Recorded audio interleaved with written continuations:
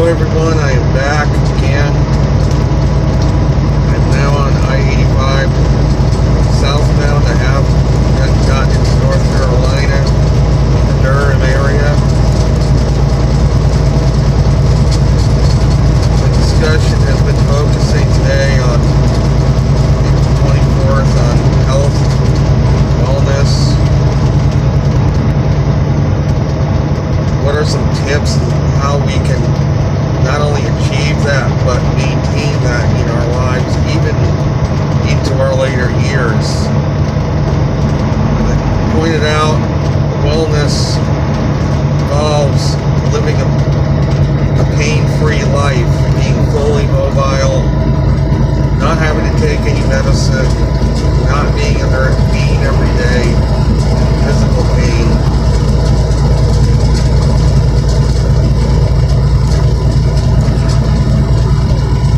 Is that something that's even achievable, especially in later years of life?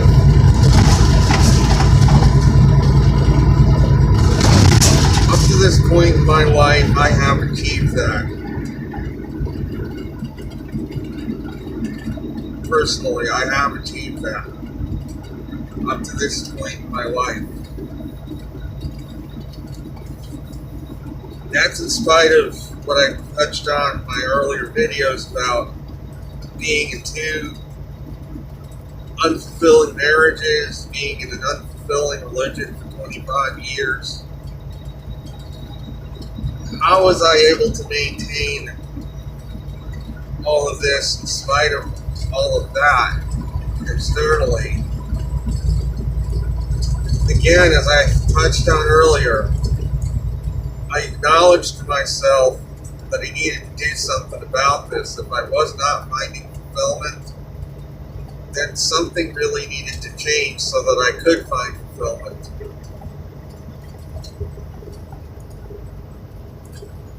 It involves change. It involves being willing, again, to be flexible and realize we need to move on. We need to continue evolving as an individual.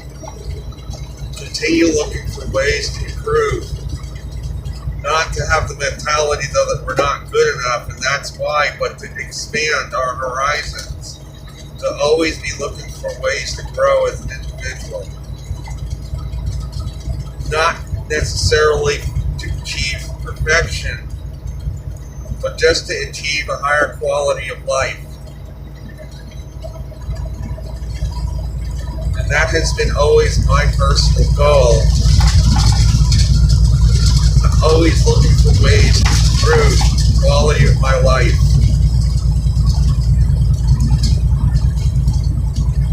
Looking for ways to go beyond what I already have. Quality. When we're doing that, obviously, we have that whole mentality already in place that our body is going to work likewise in concert with our mind.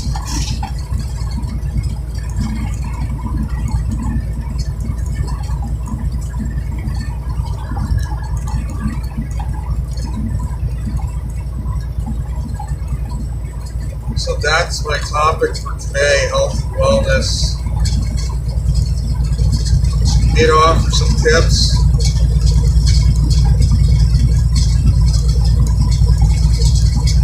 I know everybody has their own individual circumstance, their own views.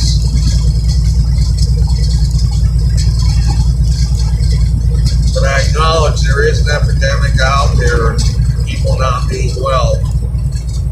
Even if they're not on any medicine, they're waking up in the morning with pains, aches, headaches, need coffee just to get themselves going because they're still tired, even after they've slept, perhaps even. In many cases, people don't even sleep.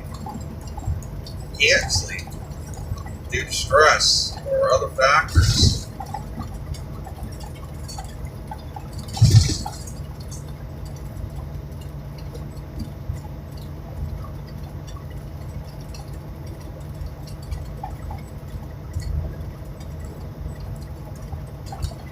Again, I am on I-85 southbound in North Carolina, just past through Durham.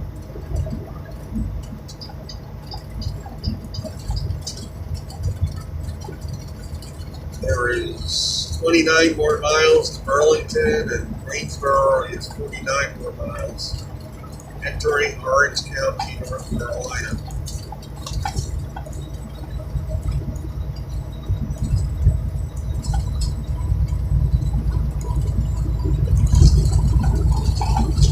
Exit 170 west US 70 to North Carolina Route 86.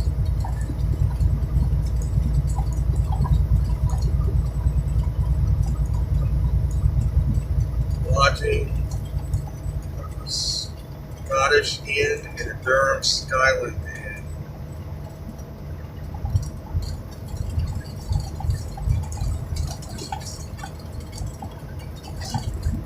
So I have pretty much talked myself out for now with health and wellness. I think I've covered enough of my thoughts on that for now. I hope the information was at least somewhat encouraging or helpful. Any who might listen.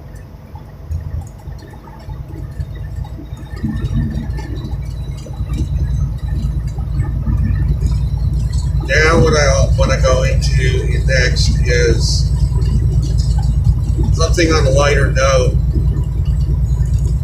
Share my experiences of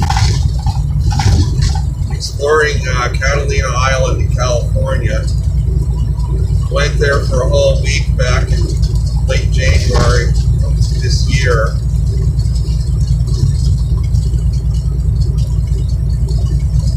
Actually, originally I was not planning on spending a whole week there, but I ended up spending a whole week there because I stepped off the ferry.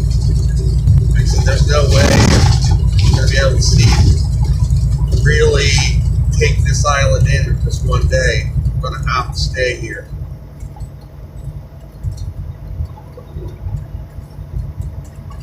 So I made I got off the boat in Avalon, in the southeastern part of the island. The island is located off of Los Angeles, out in the Pacific Ocean, 20-30 miles offshore, about 25 miles long, maybe 8 miles wide, but it's a really beautiful place to explore. Has many mountains on it. It's 95% of the island is in its natural state. And there are many trails that can be walked on, explored. The island can be explored by kayak.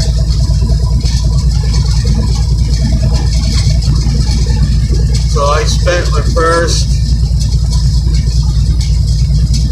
3 nights in Avalon, where I got off the boat. It is a beautiful little town.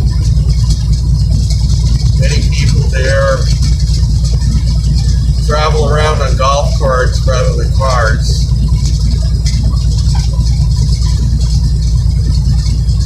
So after I got off the boat, I went and had lunch in the town, and then started exploring southeastern side of the island. Walked up one of the primitive dirt roads, saw some foxes. And the trail or path climbed up to about 1,500 feet in elevation. You can get a view of nearby St. Clemente Island. There were some unbelievable views up there.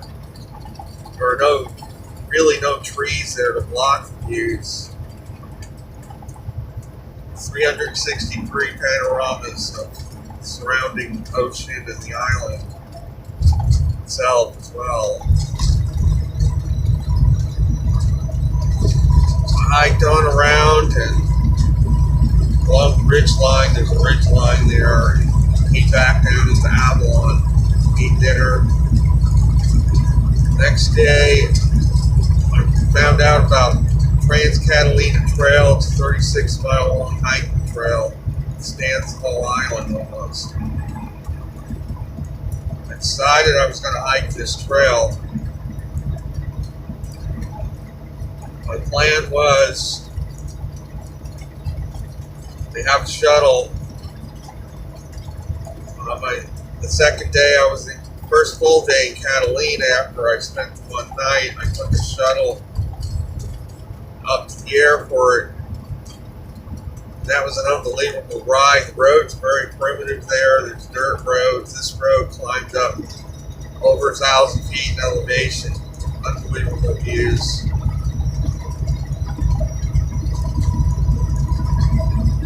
And I had the shuttle drop me off at the airport. My plan was I was going to hike the trail back to Avalon from there. It's about 13 miles.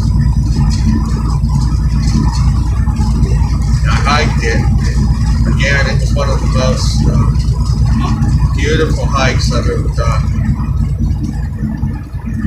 It goes through the middle of the island. Starts. The airport is 1,500 feet in elevation, so I was starting at 1,500 feet. And it was an extremely beautiful hike, up and down, several descents, several climbs, about 500 feet up, 500 feet down, back up again. So it was a pretty rugged hike. Do I ever get blisters on my feet? No, I don't. Amazingly, I never get any blisters when I go on a longer hike.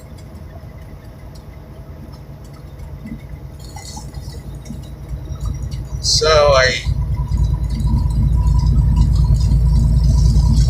completed the hike, stayed another night in Avalon at that same place again. Next day, my plan was to hike at the airport and go on the trail in the other direction, up toward the other town on the northwest side of the island. And then I booked a room there on that end of the island. It was in a very old building, this room. They had complimentary wine and cheese in this place. It was a very expensive place, but it was an unbelievable, beautiful view from this place. Of the harbor. It was two harbors, the town of two harbors. So I took that same shuttle to the airport. Took all my belongings with me, of course, and hiked from the airport. It was about another 12-mile hike to get to Two Harbors. Saw at least a herd of 11 buffalo on this portion of the hike, but they do have buffalo that roam that island, wild buffalo.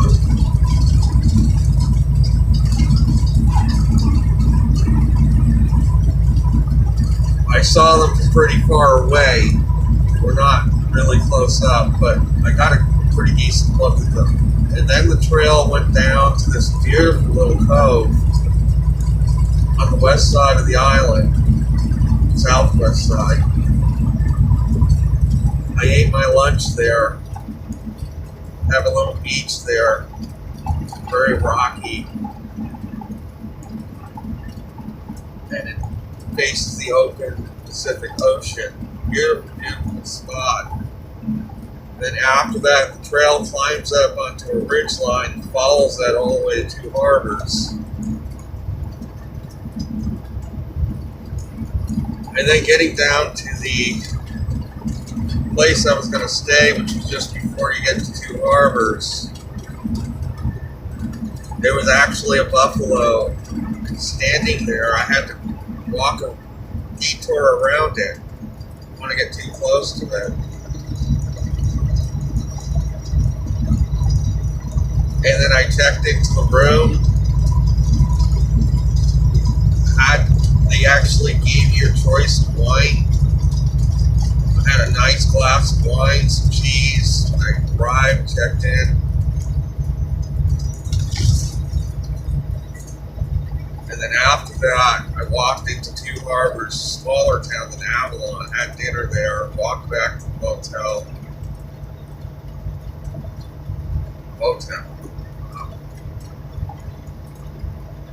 Then the next day, my plan was to finish this trail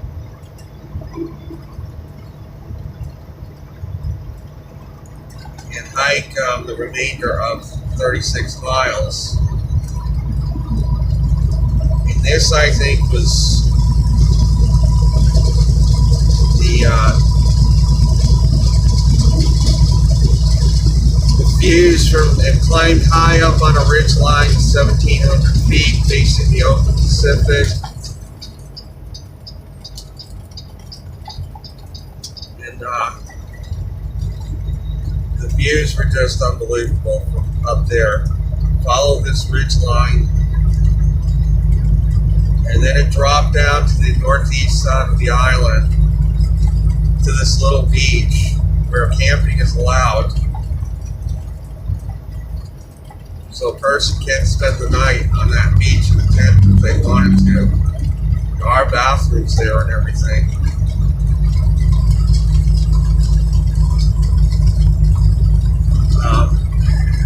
That would be a really, really beautiful place to spend the night. I forgot the name of the spot, but on the northeast side of the island, and it's out there.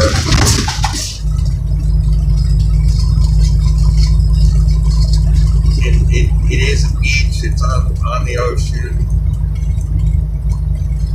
I did not stay there myself. I didn't have a tent with me, or sleeping bag or anything. If I did, I might have preferred the mountains, decided to set my tent up there and stay there, but I didn't. I didn't have a tent.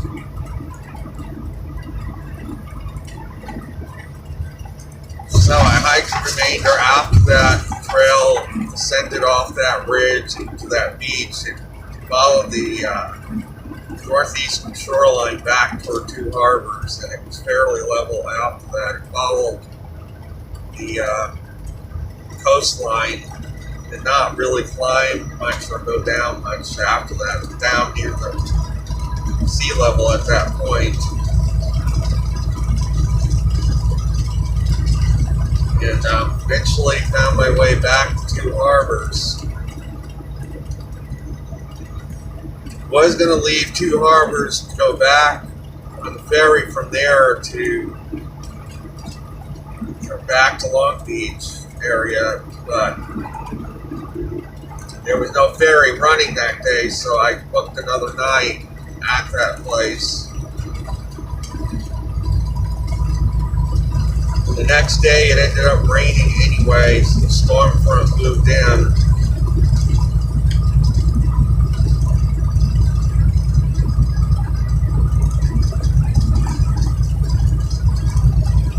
So it rained a good part of the morning that next day. I didn't really do any hiking.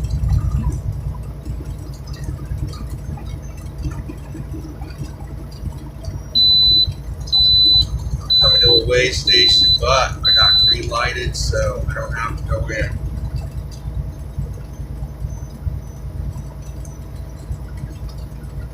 Despite the fact that it's open, I can pass it.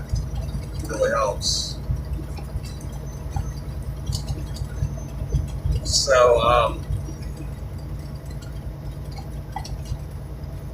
after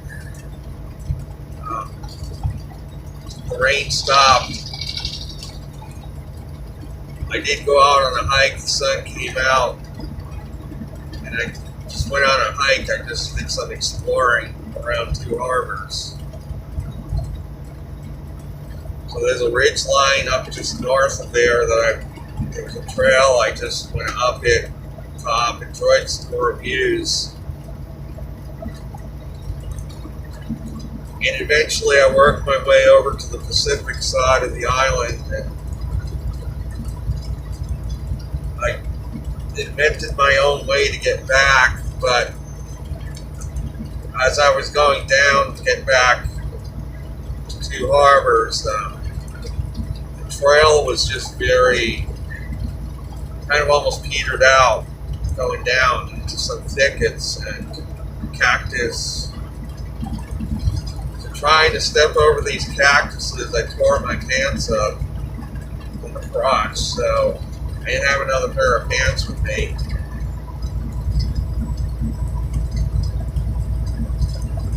So I had to kind of go into the store and buy a bathing suit. That's all they had. When I got back down, I found my way back down through the nettles, cactus, and everything finally. Because it was starting to get dark, and if it got too dark on me before I could get down, I would have been in a real dilemma.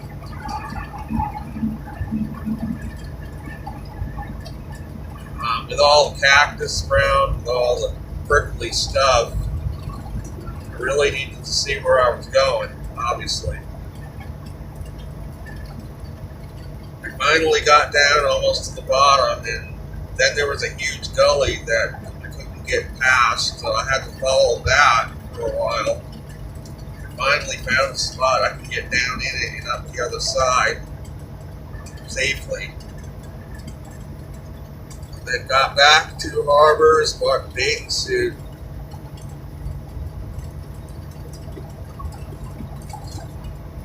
They didn't really have any pants there at that store, Two Harbors.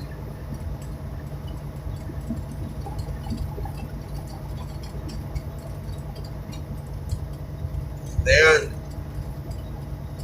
it was the next morning, there was a group of women staying at that place, so one of them offered to sell my pants for me. The rip was so big, she really couldn't really fix it totally. She did manage to sew it together, but when I was on the ferry going back, it tore open again on me, so I got back. I ended up buying myself another pair of pants in Long Beach, California. So that was my story of my time spent on Catalina. Again, it was a 36-mile long hiking trail. Anybody that enjoys hiking, I would recommend that trail. There is campsites along it. If you want to backpack it, you can spend the night out on the trail in certain spots. Probably 3 days is a 3-day trail. You need pretty much 3 days to comfortably do it. Like I said, I did it in 3 days. It could be done in 2 if really fast hiker. So what are my goals when it comes to hiking? Well, I have in mind possibly next year breaking off doing this for a while and doing a long distance hike somewhere. Not sure where yet. Taking a few months out and doing a real long distance hike.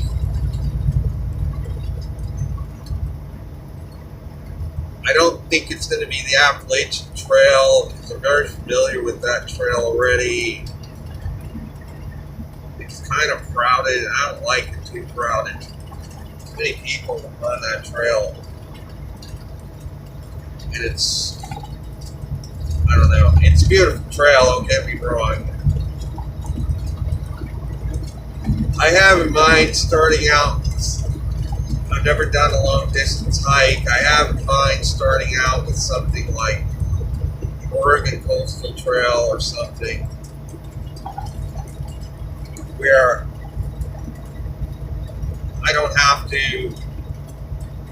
My only issue is, what am I going to eat? You know, I'm worried about what am I going to eat? What am I going to take for food? Pretty much I know everything else, so that's why I have in mind starting out with something like the Oregon Coastal Trail or something. This way, there's towns along the way. If you really want some real food, I can have it real once in a while, at least. And then if that goes well, maybe I'll graduate to something a little more involved, like maybe Continental Divide Trail, American Discovery Trail, or, and that's the thing about having financial freedom. Financial freedom, you can break off from what you're doing and do anything you want and have the money for it.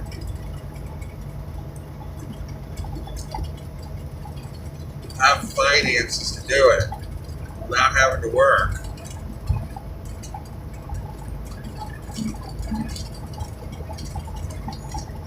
Of course, what I do now is enjoyable to me, so really,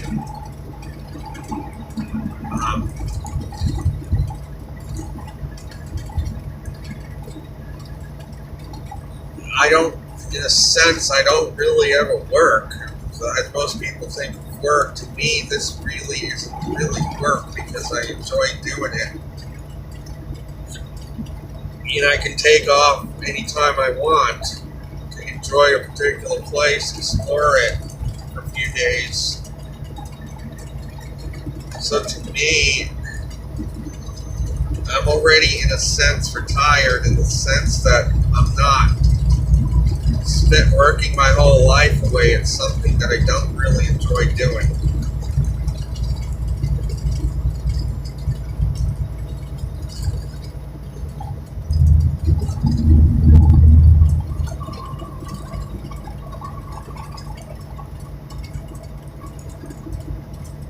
So I have not lost visual. I've amazingly made it to 47 minutes on this video. I have 9 more miles. Burlington, North Carolina, and 29 more miles to Greensboro.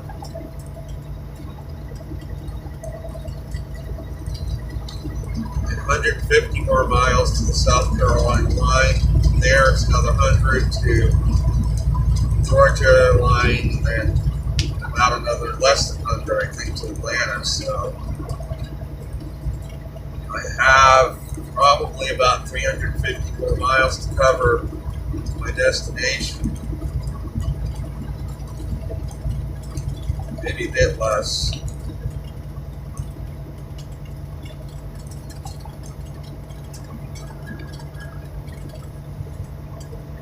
But as I just said, this is what I enjoy doing. I never get tired of traveling from one place to another. This is how I have always been.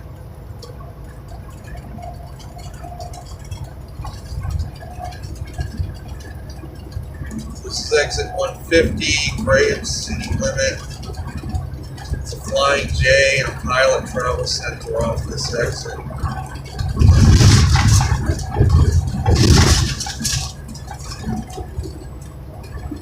This is exit 148, North Carolina Highway 54 from Graham and Chapel Hill.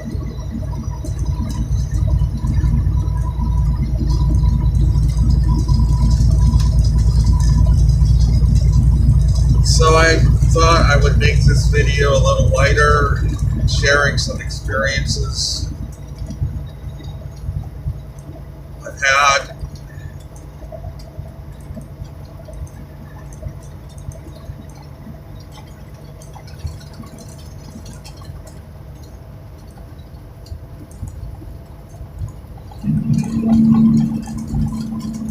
It's another beautiful day in North Carolina. The temperature is 83 degrees. The sun is shining. There are a few clouds out there, but not much.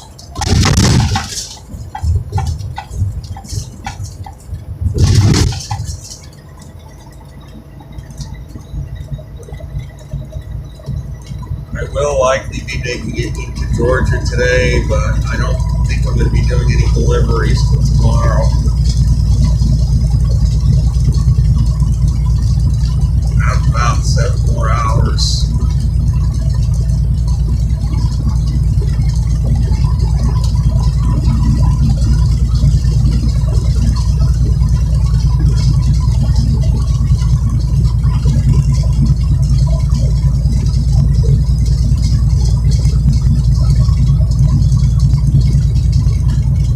I'm going to try to keep this video going longer here, give everybody a chance to see what North Carolina looks like if you've never been there.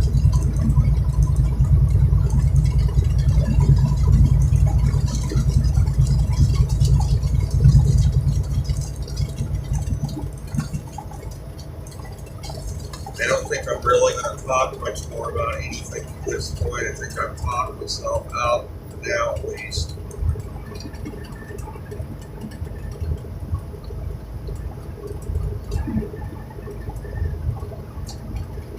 Other than describing where I'm at. Some food off exit 147 on I-85, Biscuitville, Taco Bell, Bojangles, Wendy's, Arby's. There's a Cookout, and I really, really like their hamburgers at Cookout. They're excellent. Gas, Shell, Exxon, Sheetz, Zaxby's, food.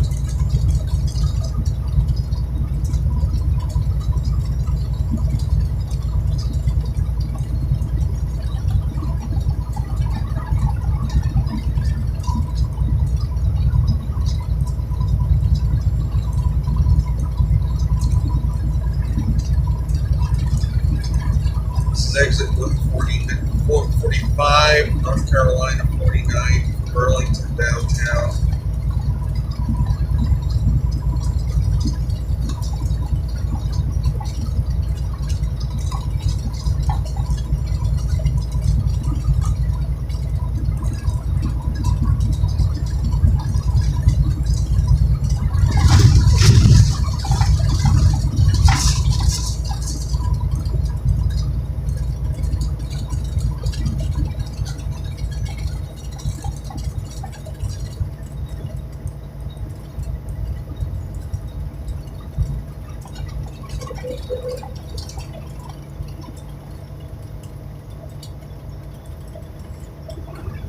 Burlington, North Carolina, next 3 exits.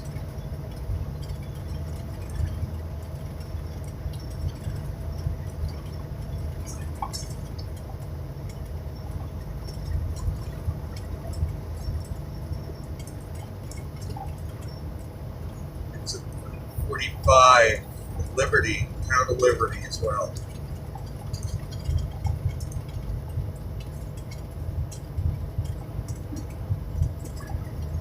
Attractions off this exit. Granddaddy's 18th Hall. Lodging, Red Carpet Inn, Econo Lodge, Knights Inn, Microtel, Royal Inn Suites, and Red Room. Food, Bojangles, Captain D's Seafood, Biscuitville, Ernie's, KFC, and Subway.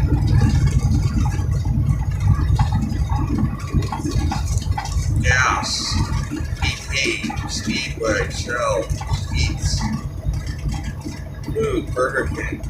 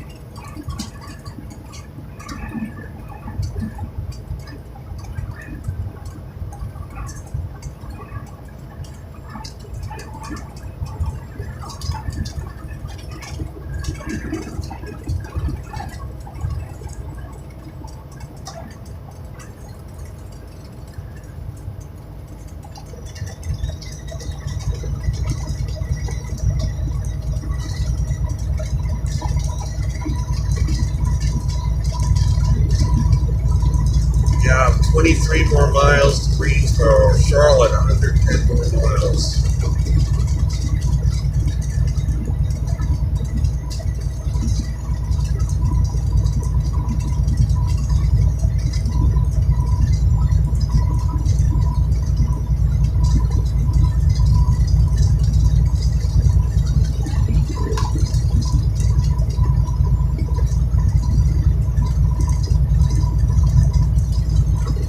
Burlington Alamance Regional Airport and Alamance Battleground up exit 143.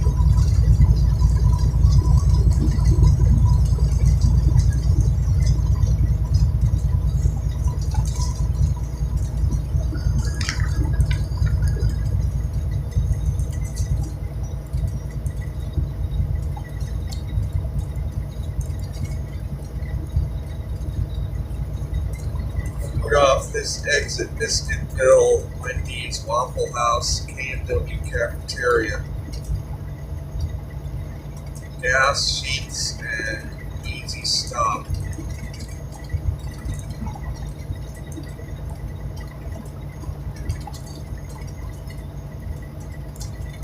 Exit 143, North Carolina 62, Alamance.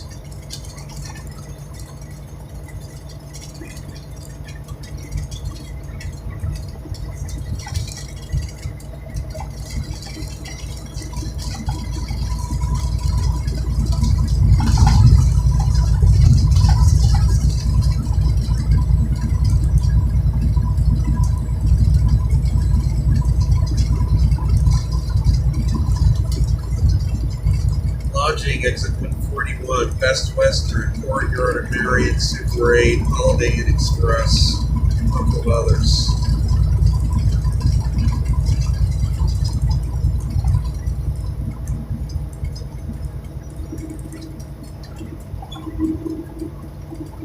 Food at KFC, McDonald's, Cracker Barrel, Golden Corral, Applebee's, Taco Bell. Also, food, we have Steak and Shake, Mayflower Seafood, Panera Bread, Zaxby's, a couple of others. This is exit 141, Huffman Road.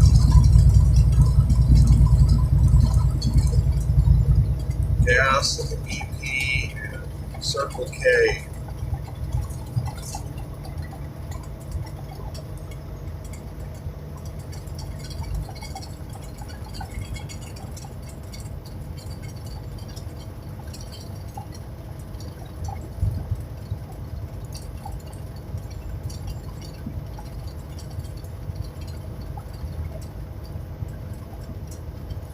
Exit 140, University Drive, Elon.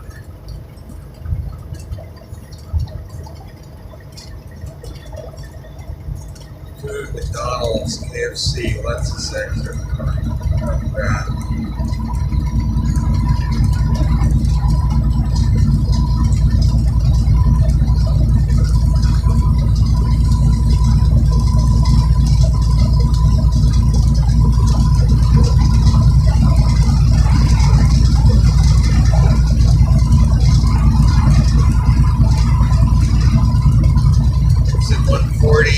Gibsonville, Elon University. Food off exit 140, Red Robin, Olive Garden, Little Italy, Bricks, Wood-Fired Pizza, a couple of others I didn't catch.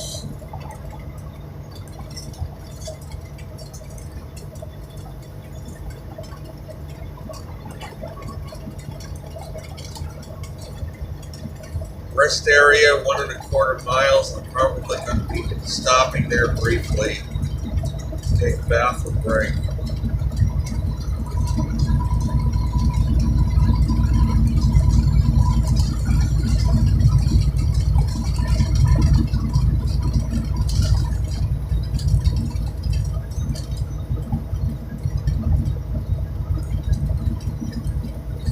And then after that, my plan is I'm going to fuel up when I get to Salisbury, North Carolina, which is before Charlotte.